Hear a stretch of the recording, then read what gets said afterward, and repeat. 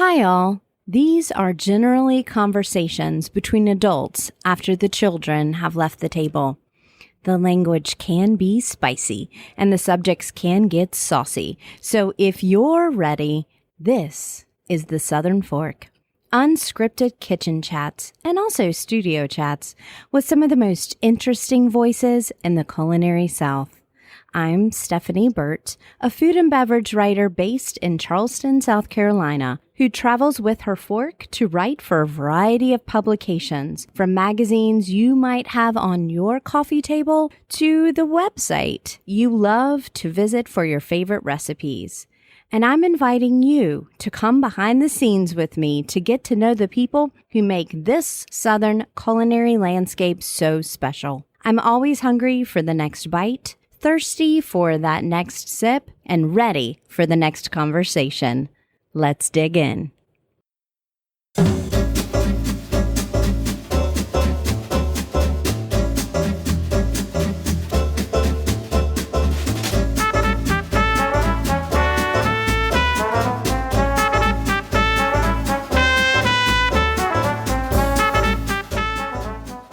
The Southern Fork is supported by Smithy Ironware. By now, if you've listened to this show, then you know how my relationship with this cast iron company has blossomed through the years. From first interviewing founder Isaac Morton to now developing recipe content for their website. My relationship cooking with cast iron in my home kitchen has grown too. Since I've been using my 12-inch Smithy skillet for a couple of years now, it seems the more I use it, the more I want to use it. And it's never hard to clean because I have one of their signature chainmail scrubbers that I can keep by the sink, pop in the dishwasher, and reuse. It's sustainable, something you know I love, and I'll also put that scrubber to work on my glass baking dishes too. As a special gift for Southern Fork listeners, Smithy's giving away a scrubber with every purchase from their site that uses the code SFORK19. Visit smithy-ironware.com. That's Smithy with an E, SMITHEY, ironware.com to check out the growing line of skillet sizes. And remember, at the checkout, type in the code SFORK19 to get your chainmail scrubber. There are those that simply talk about good ideas, and then there are those that do their best to put those ideas in practice. Chef Clark Barlowe of Heirloom Restaurant in Charlotte is definitely the latter. He wants foraged mushrooms to be able to be served in restaurants. Then he, a native of Lenoir, North Carolina, lobbies for it. He considers the meaning of local. Then he decides to limit his ingredients to those from North Carolina. And he wants to create a community neighborhood restaurant. Then that restaurant is built in Northwest Charlotte, close to where he lives and where he can get to know his neighbors and cook for them. Oh, he makes some delicious food too, of course, which you'd guess with a resume that includes hometown mainstay Mama Ricotta's, El Bulli in Spain, and the French Laundry in California. He's thoughtful about what goes on the plate and how he interacts with the world. And of course, that's someone I love to share a beer with. So, that's what we did. Welcome to the Southern Fork, Clark Barlowe. Woo! I'm excited to be here. Well, I mean, I don't drive to Charlotte for just anybody, sir. Oh, you flatter me. So, Clark and I, Southern Fork listeners, have known each other for years now. Yeah. Eating his food on the festival circuit, chatting with him via social media. He's always commenting on the weirdest articles that I write, or the ones that Clark Barlowe, on Way or on Hash. He's always like, yay, an article on Hash. But thank you for being here today.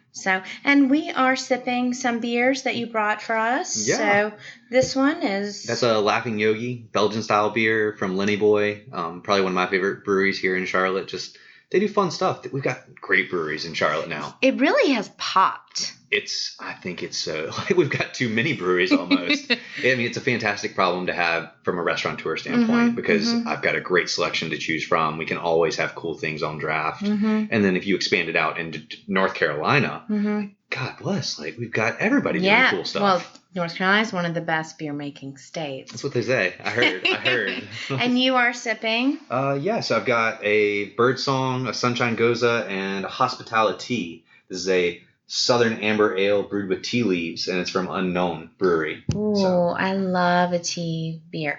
This has green tea, so I like that. I brought tan some of these colors. too, so yeah. Oh yeah, we're all good.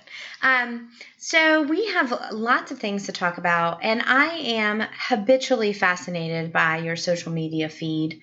You run a restaurant called Heirloom, and you are very, very involved. It's chef-owner situation, but you're still cooking all the time. I do cook all the time. I think it looks like I cook more than I do.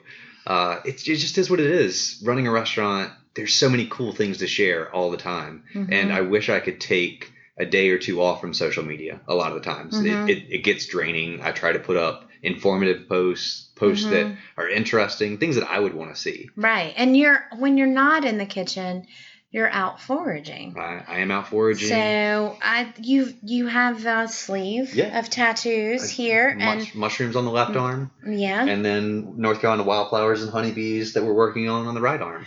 And so on the left arm, you add a mushroom every time you successfully forage it, correct? Well, this was the first 10 mushrooms that I learned to ID. And I actually have pictures of me holding all of them with the tattoo sleeve now. So that's great. Yeah, I'm excited about that.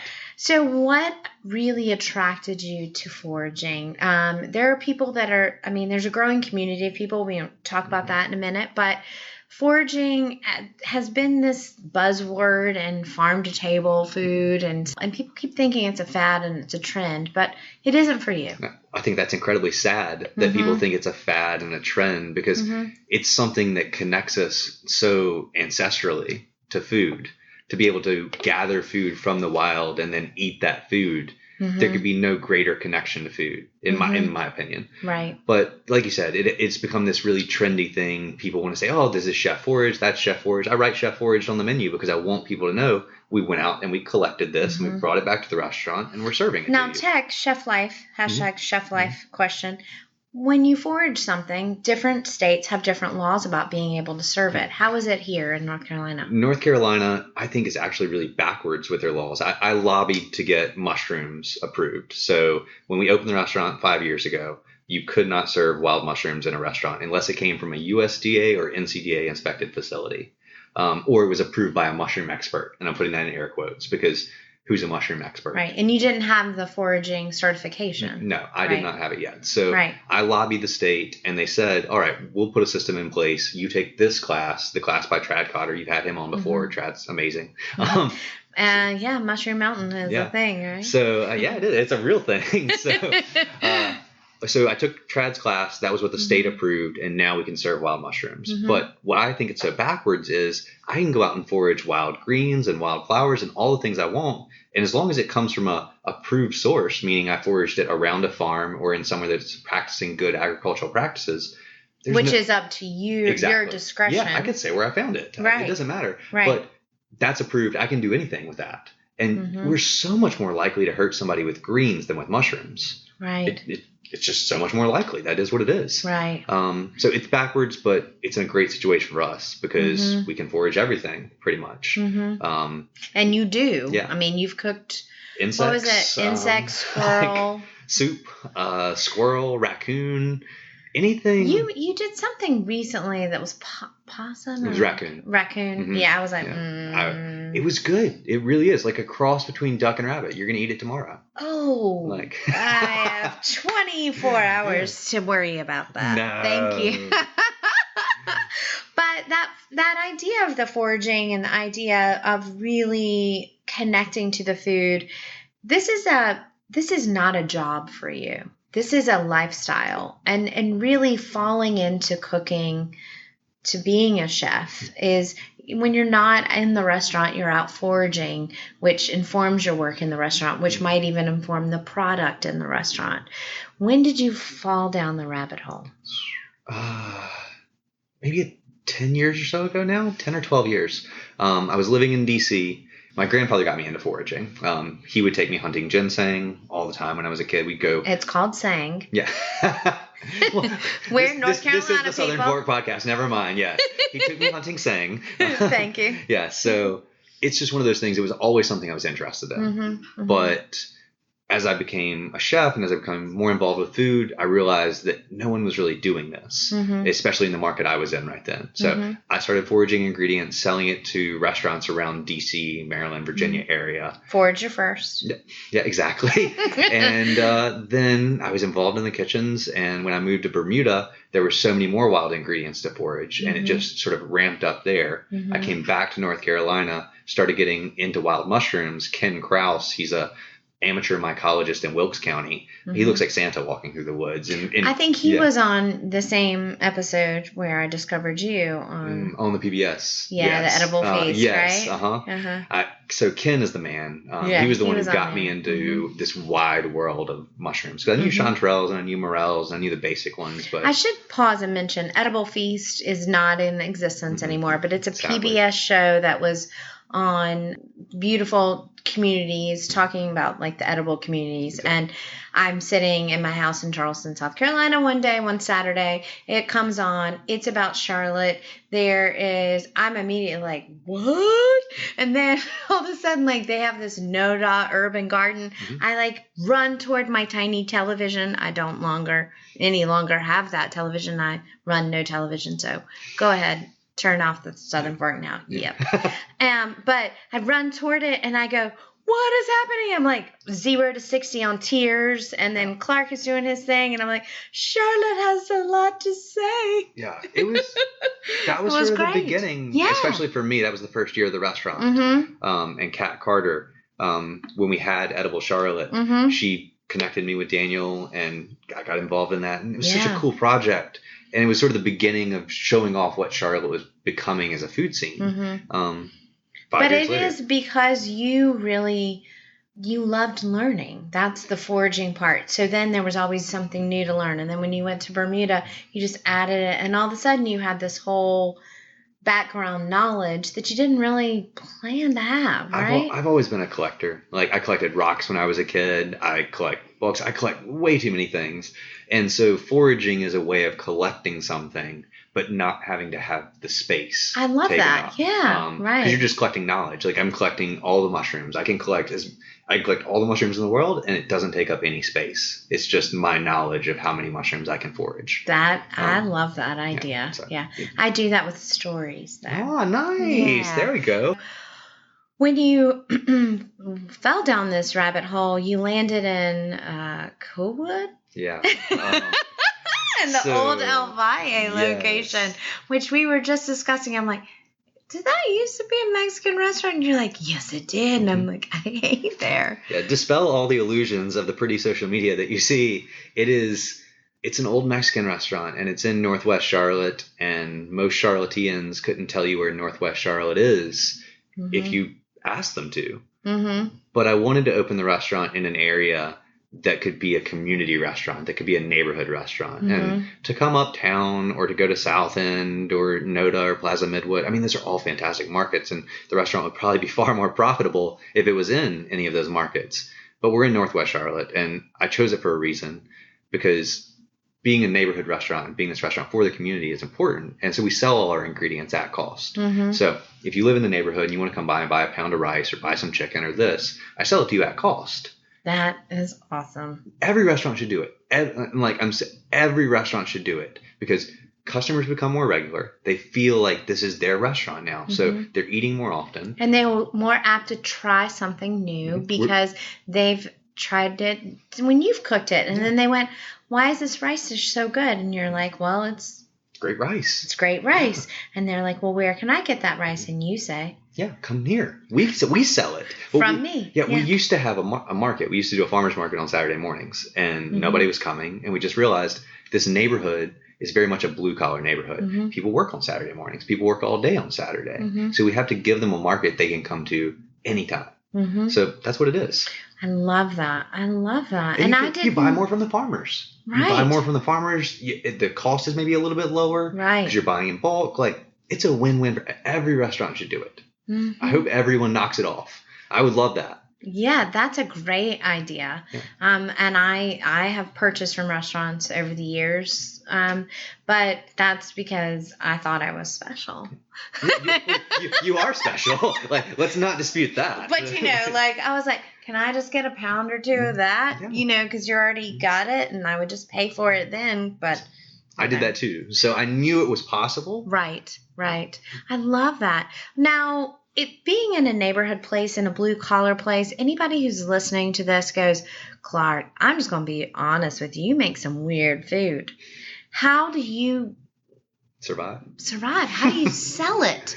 Like, do you think about selling it? Do you think about that idea? Social media is huge. We were talking about that earlier. And what I was saying is I'd like to take a day or two away from it, but I can't. There's nothing more directly correlated to our reservations than our social media. When we're putting up good pictures and those pictures are getting a lot of love, the reservations are flowing. Do you think it's a destination restaurant now? Do you think people drive to you? Yeah, it definitely is. Like, people come from all over Charlotte.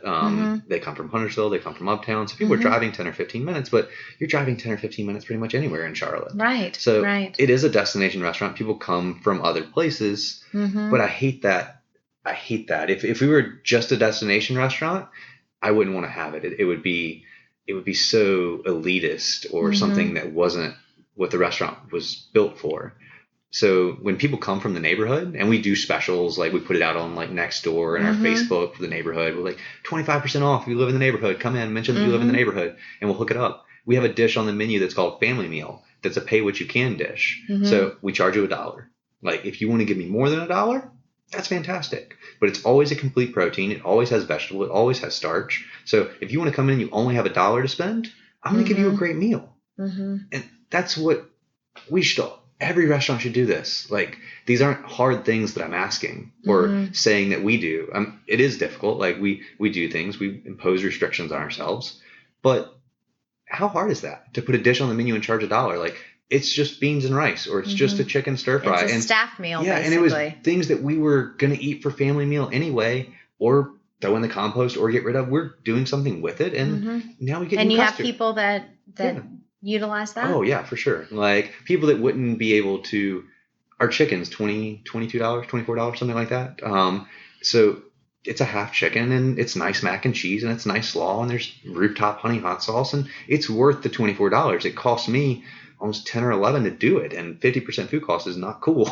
So because you're not even counting in labor costs. Yeah, right. So we're just talking about food costs there. And so I understand that people can't necessarily afford everything all the time, but you should still be able to come out for a nice meal. There's no barrier to that. And you weren't always a social media guy, but foraging, you foraged a community of That's all. I love people, that. I've never heard that. Yeah. And I know I follow a lot of foragers on Instagram, and it's cool. And I learn the foraging hashtag is really popular, and I learn about ingredients that way. I follow dogs and foragers. That's all I follow.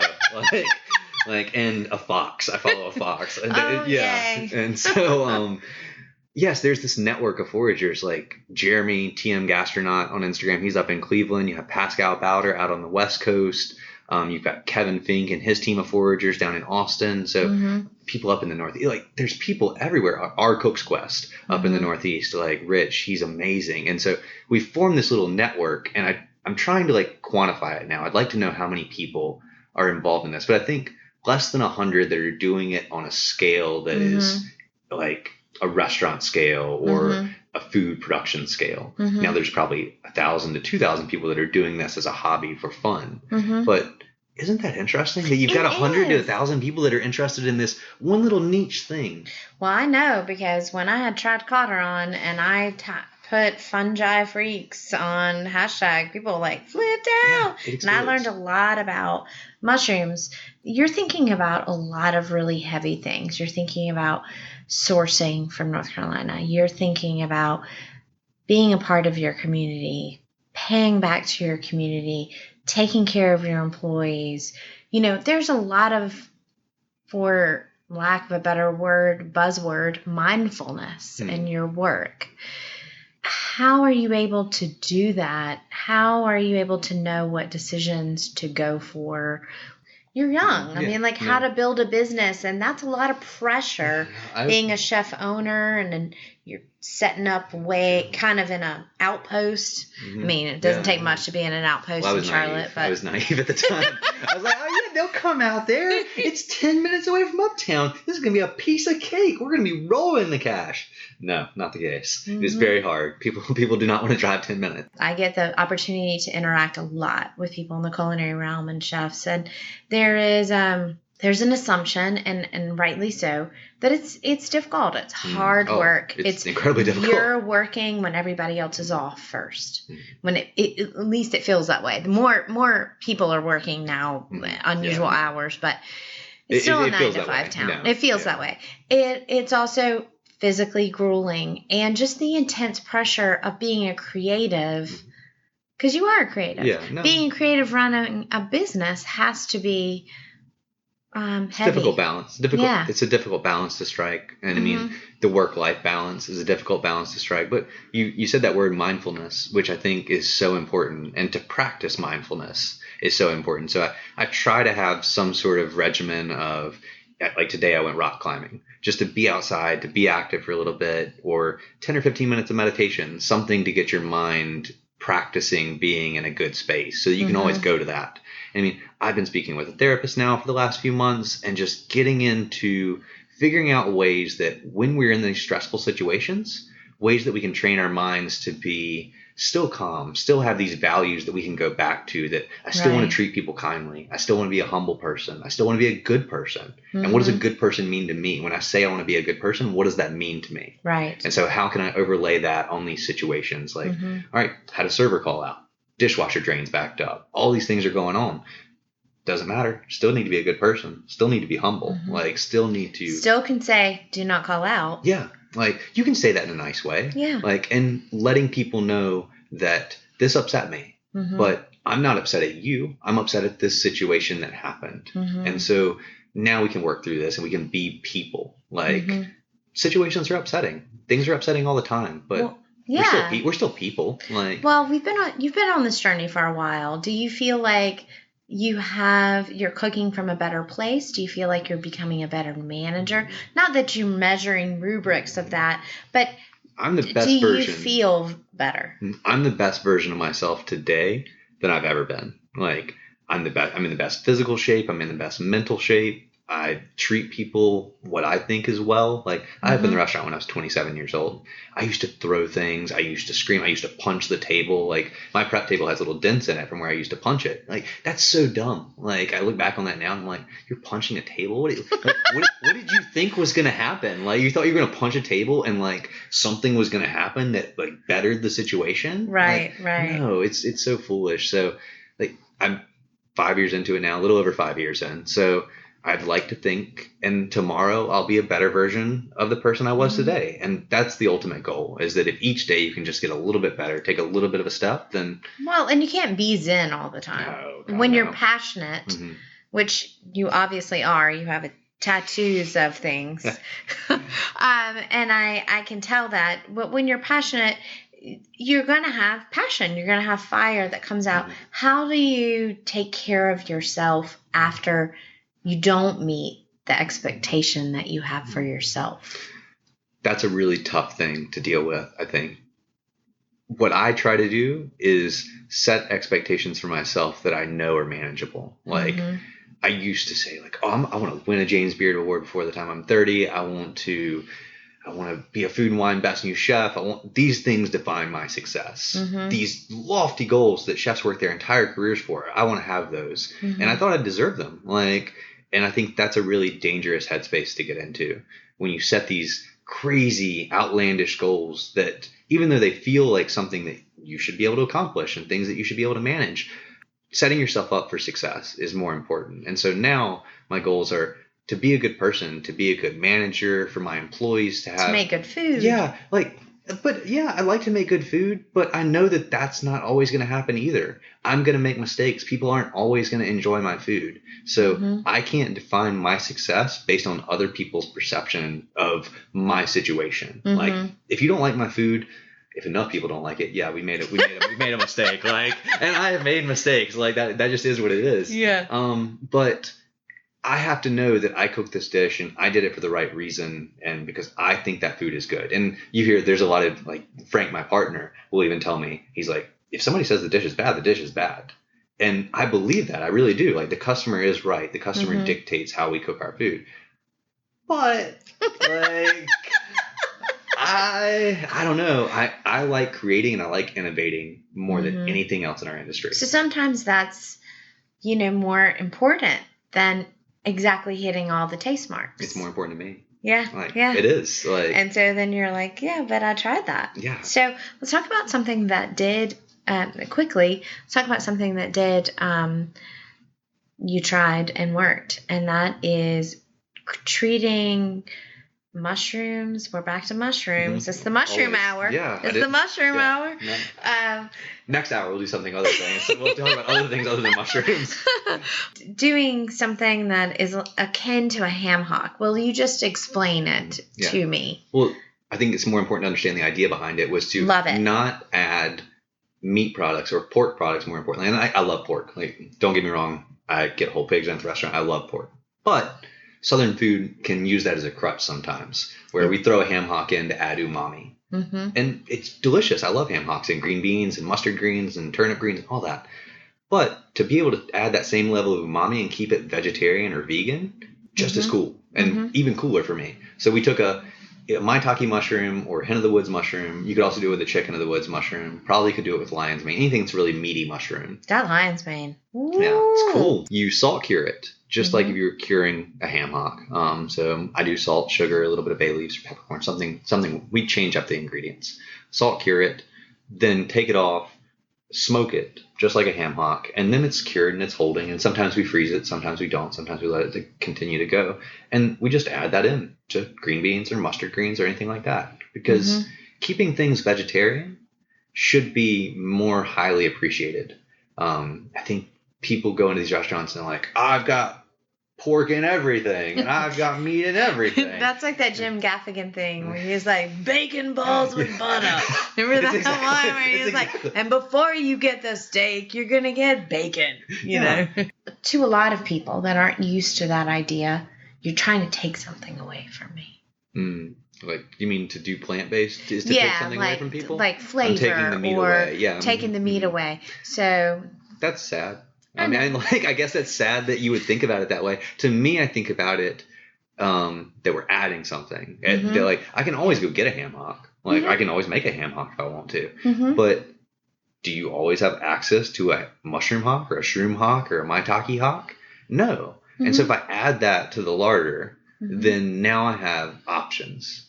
I can add mushroom to this dish, or I can add protein to this dish, like animal protein. And it's salt cured, so one and done, and then you don't really need that much, I'm guessing. No, and mandolin that stuff. Yeah, exactly. And just slide it on. I see where you're going with this. It's little top of the tarts. And I don't make things hard. I'm very lazy. like I like to do things that are simple, but add a lot of flavor. Okay. What makes you hungry and you cannot say mushrooms? Pickles. Like, but Clausen dill pickles. Oh, yes, from the fridge section. Yes, absolutely. Yes. Like, I love other pickles too, but at my house, like, there's always a jar of Clausen dill pickles. I have expanded over the years in my love of pickles. I love pickled things and kimchi, and I mean just fermented pickled. Makes my mouth water thinking about it. Yeah, me too. Just a little bit. And I love due south pickles. I love Wickles pickles. But my mom made bread and butter pickles, and that is not a pickle. I hate bread and butter pickles. Well, I mean, as a kid, I'm like, what? Like, I don't want that. Yeah, no. Like, pickled green tomato? No. And so then I would look longingly next to the Oscar Mayer Franks and the Harris Teeter. There it is in the refrigerated section.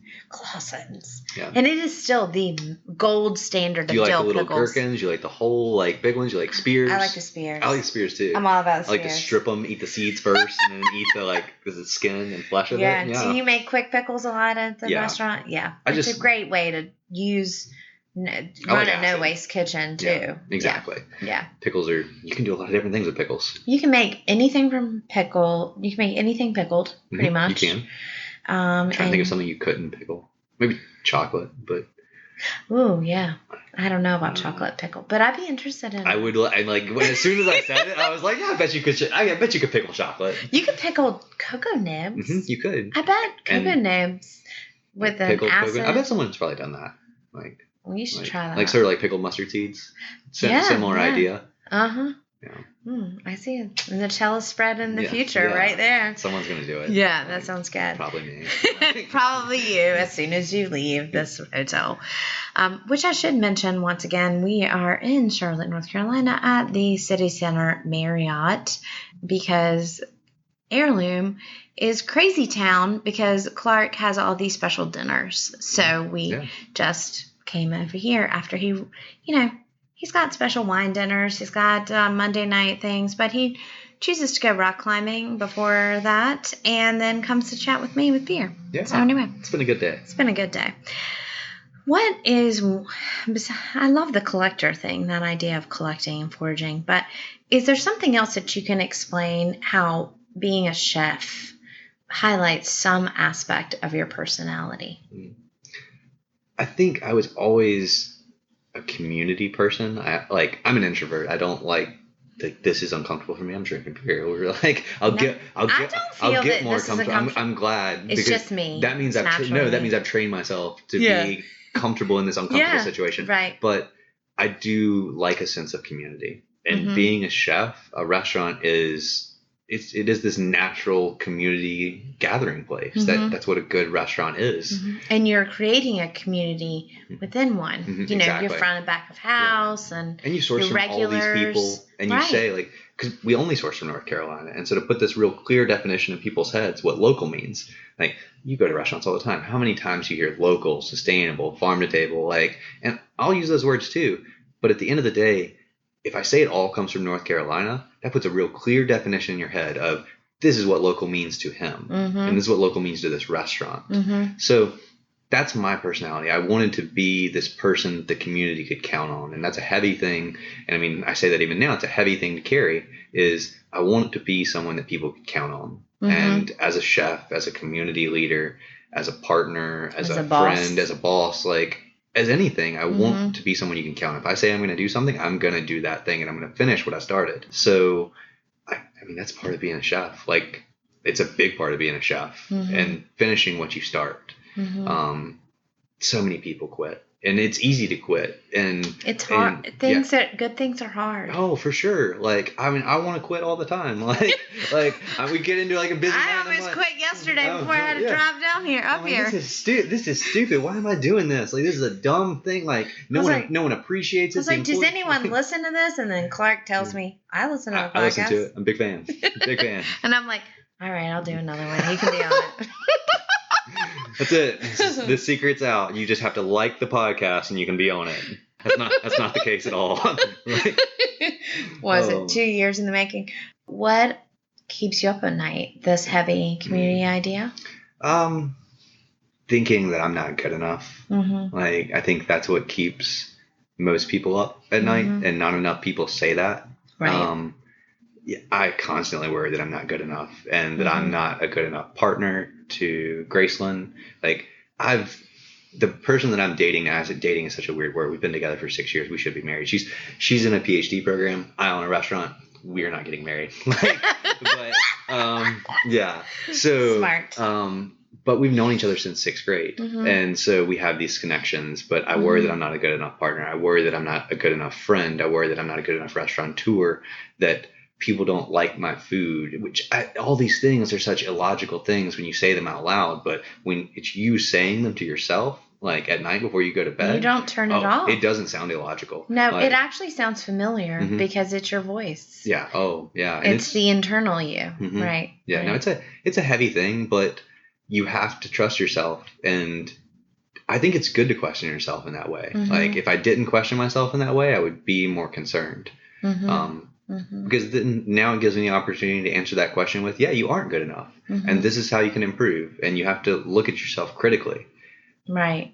There's a distinction there between I can change my actions and I can change my approach to things versus I am inherently not enough. Oh, yeah.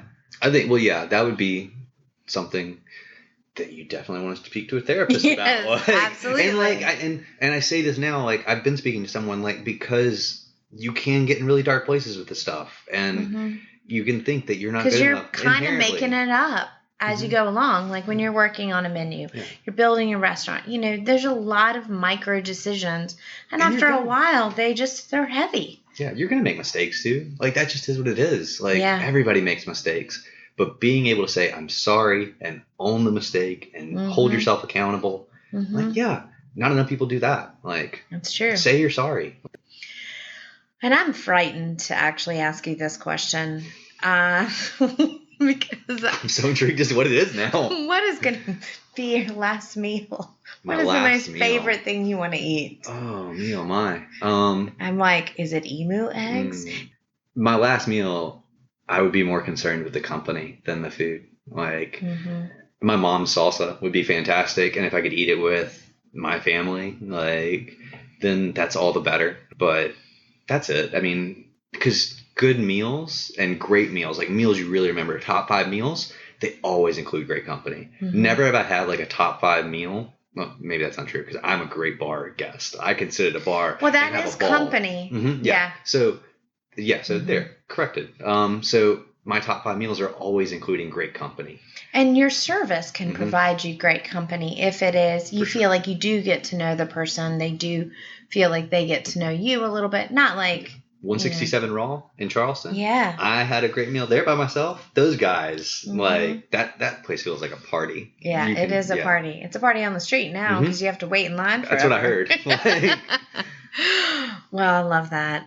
If people want to learn more about Clark Barlowe, an heirloom restaurant in Coolwood in Charlotte, North Carolina, you can go to thesouthernfork.com. I'm going to have links, and you're going to want to make reservations before you go out there because even though it's a 6,000 square foot restaurant, they do get pretty busy because of that little social media thing there. We appreciate reservations. We can do so much better. Like it's great to know that you're coming because they can help you with dietary restrictions, make sure you have a great table, answer your questions ahead of time. It's just, make sure we have enough staff on. Make sure you have enough staff on. That would also be helpful. If you like what you hear, take it from Mr. Clark Barlowe and listen to a couple other episodes now and again. Why don't you? For sure. And leave a review. Leave a review, please. Because, like I said on the podcast recently, it really helps the algorithm. I'm not really sure how. I've been told that. I read it also when I Googled how to get more people to listen to the podcast. And I just know that the algorithm is set by not me. It's not important why it works. It's just if you leave reviews and ratings, that's better. That's true. Thank you. And please share stories. Let me know if you have a place that you'd like for me to visit, a foraged ingredient that you'd like for me to check out on Instagram, or Clark, whose Instagram handle is? Just my name, Clark, Clark, and then Barlowe, Barlowe, all one word. Thank you so much for coming today. Thank you so much for having me. This has been a real pleasure. Good. Hello and welcome to Talking with a Mouthful. I'm coming to you today from a makeshift pillow fort that I built for a studio. Man, thank God for no Skype on this one, no live feed on this one. But I'm in the Residence Inn Marriott in Raleigh, North Carolina, and I'm here to attend Thrive, which is a 2-day food festival that really brings out the best of what's happening in Raleigh, North Carolina, but also includes a summit of thought leaders and community advocates that discuss the issue of food insecurity in North Carolina, something that I'm very interested in learning about with food systems and how we can really begin to address some solutions or at least go in that direction. So I enjoyed that yesterday, but of course you would know that if you followed me on Instagram. So anyway, Instagram is my social media of choice, and you heard Clark Barlowe and I just discuss that more than a few times in his interview.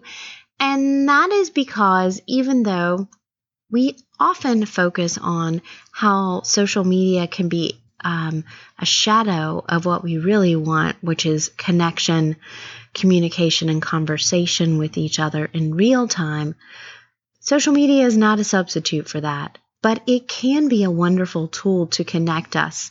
And it's a wonderful research tool to connect me to the inside of your kitchens.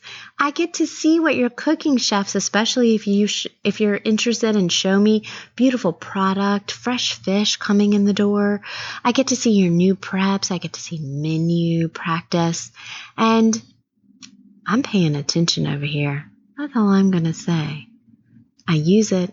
I look and I pay attention. So if you are on Instagram, I'd love for you to follow me. But I am checking out food and kitchens and bartenders and mixologists and farmers all over the world right through my iPhone.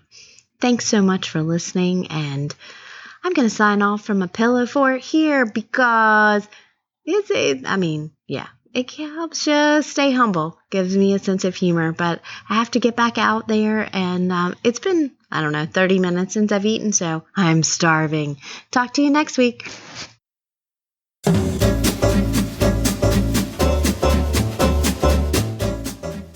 You've been listening to The Southern Fork. I can't wait to bring you more culinary conversations, but in the meantime, I have one question. Are you going to eat all that?